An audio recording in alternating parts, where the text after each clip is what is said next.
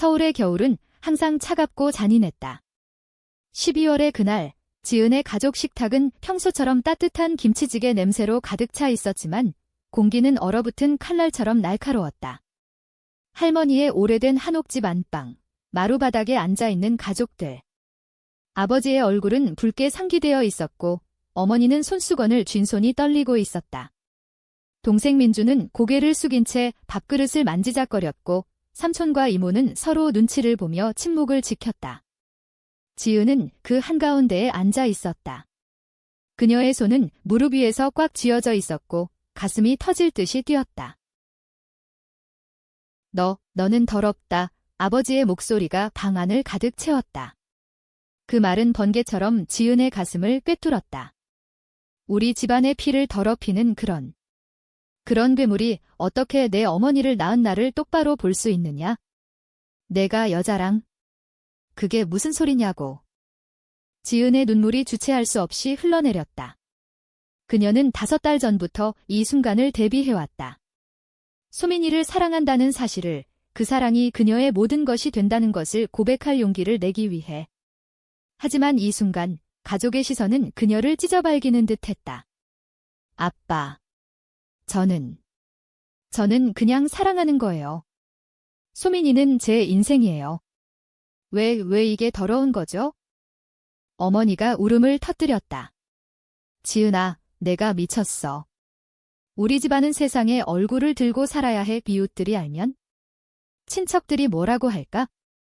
내가 결혼해서 손주를 봐야 할 나이인데. 할머니가 천천히 일어나 지은의 어깨를 짚었다. 그 손은 따뜻했지만 눈빛은 차가웠다. 우리 조선족 혈통이 이렇게 타락할 줄은 몰랐구나. 내가 태어날 때부터 봐온 할미가 이런 소리를 들을 줄이야. 할머니의 말은 지은의 영혼을 지식였다. 그녀는 어렸을 적부터 할머니의 무릎에서 한글을 배우고 명절에 송편을 빚으며 자랐다.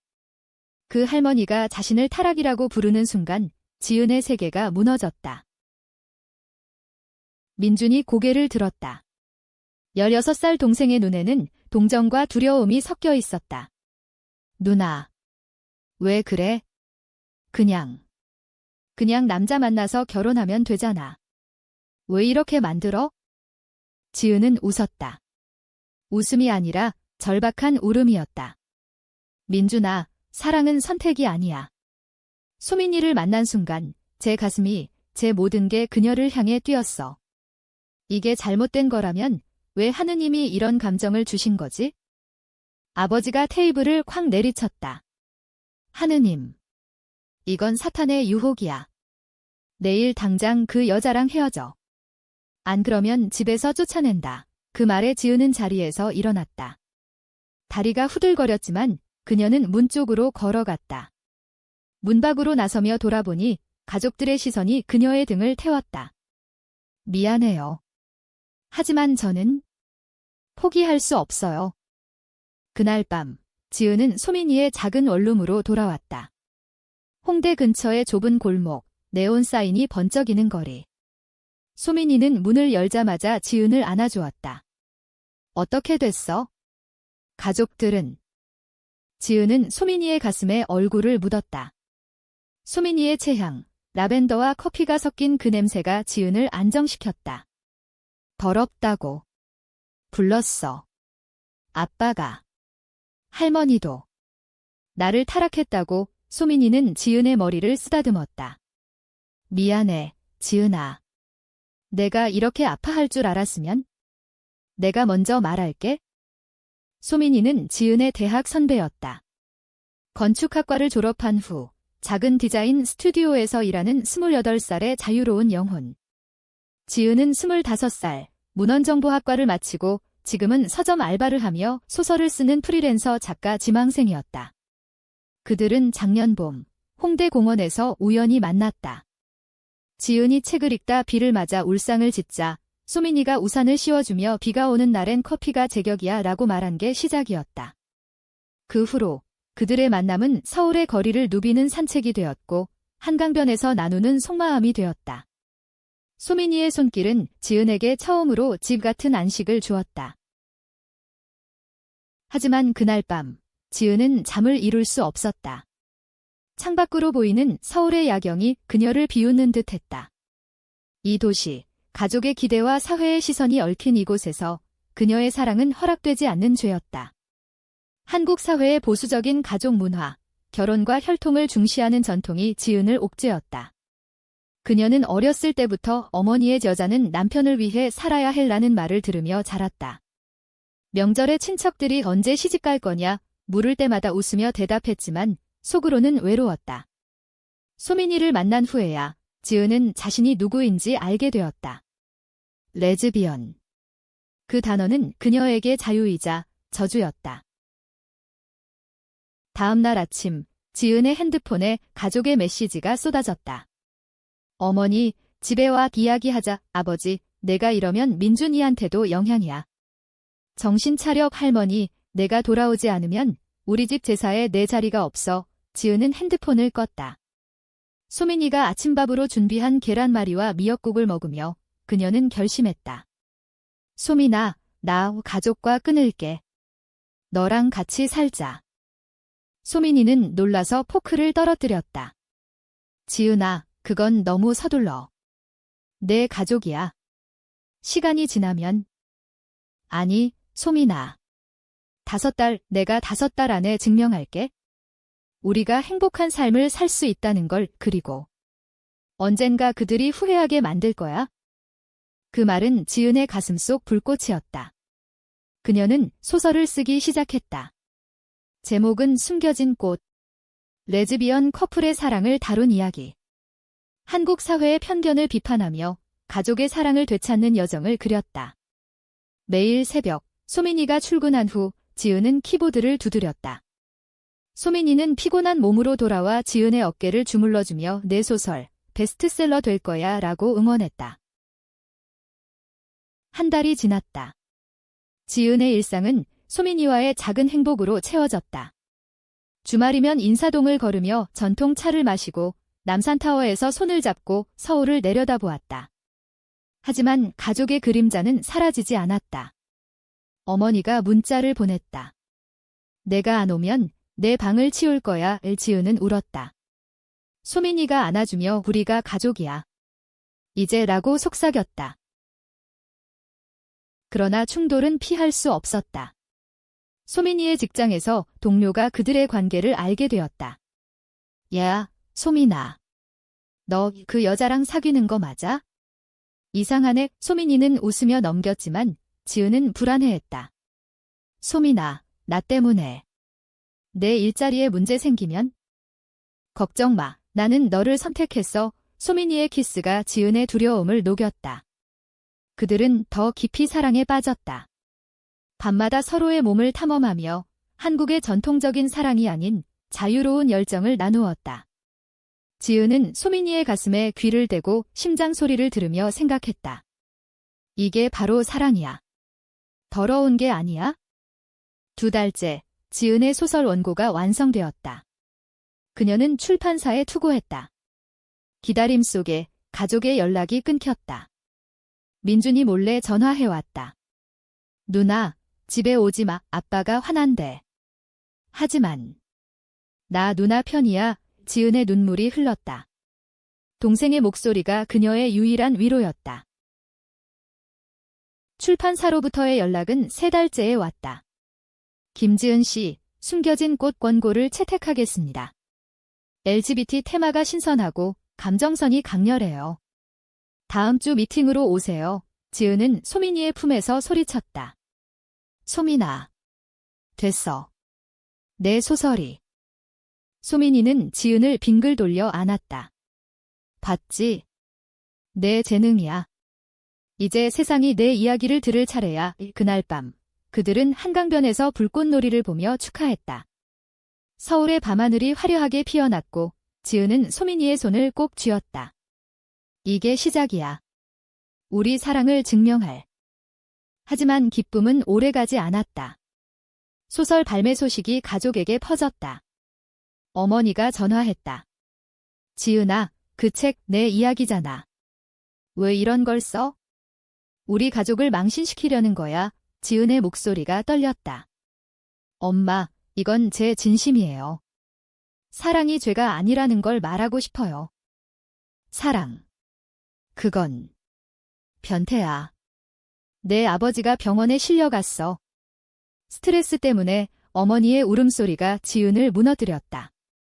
그녀는 병원으로 달려갔다. 아버지의 병실, 창밖으로 보이는 서울의 스카이라인이 차갑게 빛났다. 아버지는 지은을 보자마자 고개를 돌렸다. 왔냐? 내 책 때문에. 내가 이렇게 됐어? 아빠. 미안해요. 하지만 저는 입 다물어. 내가 더러운 걸 세상에 알리다니. 우리 집안 끝장이야. 간호사가 들어와 아버지를 진정시켰다. 지은은 복도에서 무너져 앉아 울었다. 소민이가 달려와 안아주었다. 지은아, 내 잘못이 아니야. 그들의 편견이 문제야. 소설은 출간되었다. 숨겨진 꽃은 베스트셀러가 되었다. 한국의 보수적인 서점들에서조차 팔려나갔고 온라인 커뮤니티에서 LGBT 청년들이 지은의 이야기를 공유했다. 인터뷰 요청이 쇄도했다. 지은은 KBS 라디오에 나가 말했다. 저는 한국 여자로서 가족의 사랑을 갈망해요. 하지만 제 사랑도 존중받아야 해요. 우리 사회가 변해야 해요. 반응은 엇갈렸다. 일부는 용기 있는 이야기라고 칭찬했지만 다른 쪽은 서구 문화의 오염시라고 비난했다. 익명의 댓글, 김지은, 내 가족이 불쌍해. 더러운 년, 지은은 그런 말에 익숙해지려 애썼다. 소민이가 너는 꽃이야. 그들이 밟아도 피어나 라고 위로했다. 4달째 충돌이 고조되었다. 가족 모임에서 삼촌이 지은의 책을 들고 왔다. 이게 내가 한 짓이냐? 우리 친척들 사이에서 소문났어. 내가 여자랑 사는 거 이모가 울며 말했다. 지은아, 정신과 가봐. 치료할 수 있어? 지은은 분노가 치밀었다. 치료. 이건 병이 아니에요. 제 사랑이에요. 여러분이 이해 못하는 거예요. 아버지가 소리쳤다. 집에서 나가. 영원히. 그날 지은은 소민이와 함께 새로운 아파트로 이사했다. 강남의 작은 스튜디오, 창밖으로 보이는 고층 빌딩들. 그들은 가구를 배치하며 웃었다. 여기가 우리 집이야, 소민이가 말했다. 지은은 소민이의 목에 팔을 두르며 키스했다. 그들의 사랑은 더 깊어졌다. 밤에 소민이의 손이 지은의 등을 쓸어내리며 영원히 함께할게라고 속삭일 때 지은은 행복을 느꼈다. 그러나 반역의 씨앗이 싹 텄다. 소민이의 옛 연인이 나타났다. 대학 시절 남자친구였던 태준. 그는 소민이의 직장에서 컨설턴트로 왔다. 소민아, 오랜만이야. 아직도. 그 여자랑 태준의 미소는 날카로웠다. 소민이는 무시했지만 태준은 지은의 소설을 읽고 접근했다. 지은 씨, 소설 좋네요. 하지만 소민이는 나랑 더 어울려요. 그녀는 레즈비언이 아니었어요. 내가 아는데? 지은의 가슴이 철렁했다. 그게 무슨 소리예요? 태준이 웃었다. 소민이가 당신을 이용하는 거예요. 나한테 돌아오라고 했어요? 당신은 그냥 실험일 뿐. 그 말은 지은을 흔들었다. 밤에 소민이에게 물었다. 태준 씨, 진짜야? 소민이는 눈물을 흘렸다. 아니야, 지은아. 그는 과거야. 나는 너만 사랑해. 하지만 의심의 그림자가 드리웠다. 5달째, 지은의 소설이 영화화 제안을 받았다. 유명 감독이 연락했다. 이 이야기, 한국 사회를 바꿀 거예요. 지은은 흥분했지만 가족의 소식은 없었다. 민준이 몰래 왔다. 누나, 아빠가 회사에서 해고됐어? 내 책 때문에 스캔들이. 지은은 충격을 받았다. 내 탓이야. 민준이 고개를 저었다. 아니, 아빠가 너무 고집세서. 누나, 용서해줘. 영화화 소식이 터지자 지은의 삶은 소용돌이쳤다. 기자들이 몰려들었고 SNS는 그녀의 이야기로 가득 찼다. 숨겨진 꽃 LGBT 한국 해시태그가 트렌딩되었다. 지은은 인터뷰에서 말했다. 이 소설은 제 가족에게 바치는 편지예요. 사랑은 더럽지 않아요. 그걸 깨달아 주세요. 하지만 태준의 그림자는 사라지지 않았다. 그는 소민이의 직장에서 더 자주 나타났다. 어느 날 소민이가 늦게 돌아왔다. 오늘 태준이가 고백했어. 다시 사귀자고. 지은의 심장이 멎는 듯 했다. 그래, 너는? 소민이는 지은을 끌어안았다. 너뿐이야. 하지만 그는 내 과거를 파헤치네. 우리가 처음 만났을 때 내가 레즈비언인지 확신 못했던 적이 있었대. 그걸 이용해. 지은은 울었다. 나 불안해. 내가 나 떠날까 봐. 소민이는 지은의 뺨을 닦아주며 절대 안 떠나. 우리 약속하자. 결혼식처럼 그들은 작은 반지를 샀다. 한국에서 동성 결혼은 불법이었지만 그 반지는 그들의 서약이었다. 가족과의 갈등은 절정에 달했다. 할머니의 80세 생일 잔치. 지은은 초대받지 않았지만 민준이 데려왔다. 한옥마당, 한복을 입은 친척들. 지은이 들어서자 웅성거림이 일었다. 저 애가. 그 작가, 아버지가 지은을 끌어당겼다. 왜 왔어? 여기서 나가. 아빠, 할머니 생일이에요. 축하드리고 싶어요. 지은의 목소리가 떨렸다. 할머니가 다가왔다. 지은아. 내 책 봤어. 할미가. 잘못했구나. 할머니의 눈에 눈물이 고였다. 하지만 아버지가 끼어들었다. 어머니, 저 애는. 더러워. 그 말에 지은은 무너졌다. 더러워. 제 사랑이. 아빠, 당신이 더러운 거예요. 사람을 판단하는 그 마음이 잔치가 소란스러워졌다. 이모가 경찰 부를까? 라고 소리쳤고 지은은 달아났다. 소민이가 기다리는 차 안에서 지은은 흐느꼈다. 소민아, 나의 가족이로서 이 소민이는 운전대를 잡은 손을 떨며 우리가 가족이야. 이제 영화 제작이 시작되었다. 지은은 각본 작업에 참여했다. 감독은 주인공 커플의 키스신 강렬하게 가자라고 말했다. 지은은 소민이를 모델로 상상하며 썼다. 촬영장에서 배우들이 연기할 때 지은의 눈물이 흘렀다. 이게 우리 이야기야. 태준의 반역이 드러났다. 그는 언론에 익명으로 제보했다. 김지은의 소설, 실제 가족 학대 기반 기사가 터졌다. 작가 김지은, 가족 파탄 유발, 지은의 전화가 울렸다. 어머니, 내가 우리를 죽이려는 거야. 지은은 충격에 빠졌다. 누가? 이런 소문을. 조사 끝에 태준이었다. 소민이가 직장에서 그를 대면했다. 왜 그래? 지은이한테 왜? 태준이 비웃었다. 너 때문에. 내가 사랑했는데 너는 나 버리고 여자랑. 복수야. 소민이는 태준을 고발했다. 직장 내 괴롭힘으로. 태준은 해고되었다. 하지만 지은의 마음에 상처가 남았다. 소민아, 내 과거. 나한테 숨긴 거? 소민이는 무릎 꿇고 사과했다. 미안해. 하지만 그건 끝났어. 너만 사랑해. 그들의 화해는 더 뜨거운 밤으로 이어졌다. 소민이의 입술이 지은의 목덜미를 스치며 용서해라고 속삭일 때 지은은 용서를 선택했다. 영화 숨겨진 꽃의 시사회가 다가왔다. 지은은 소민이와 레드카펫을 걸었다. 플래시가 터지고 팬들이 지은 씨. 사랑해요. 외쳤다. 지은은 소민이의 손을 놓지 않았다. 두려워. 소민이가 물었다. 조금. 가족이 볼까봐. 시사회장에서 지은은 놀랐다. 민준과 어머니가 앉아 있었다. 누나. 봐야 할 것 같아서 민준이 속삭였다. 어머니는 고개를 숙였다. 영화가 시작되었다. 화면 속 주인공들의 사랑, 가족의 거부, 눈물의 고백. 지은의 소설 그대로였다. 클라이맥스, 주인공이 더러운 게 아니야.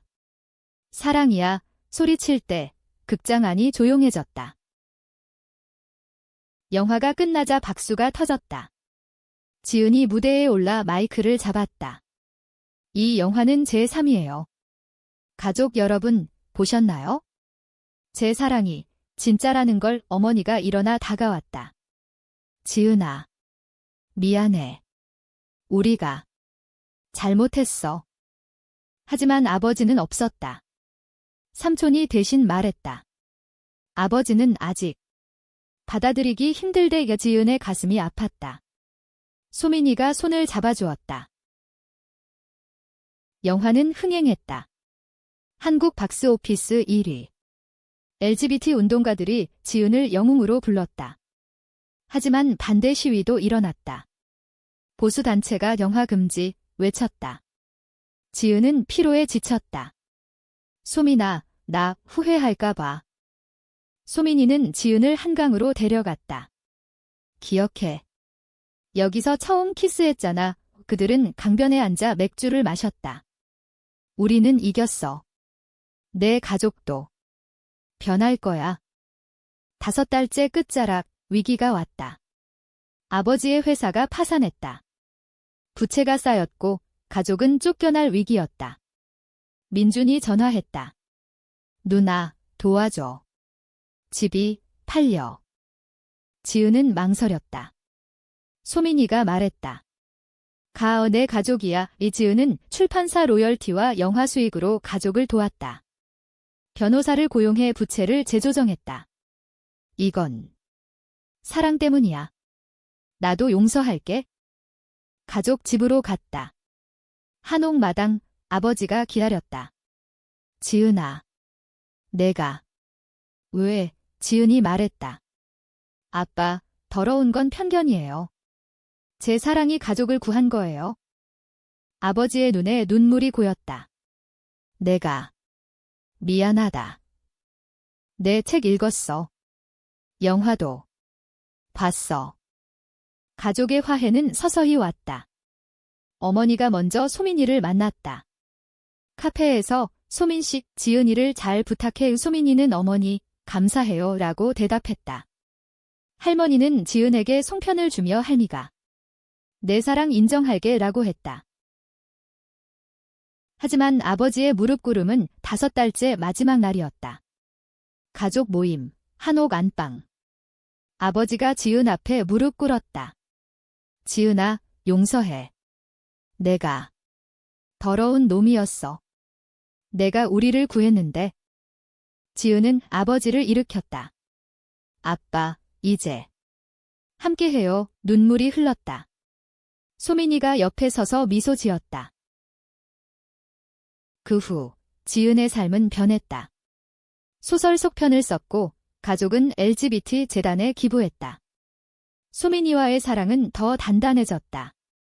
서울의 봄, 벚꽃 아래서 그들은 다시 약속했다. 영원히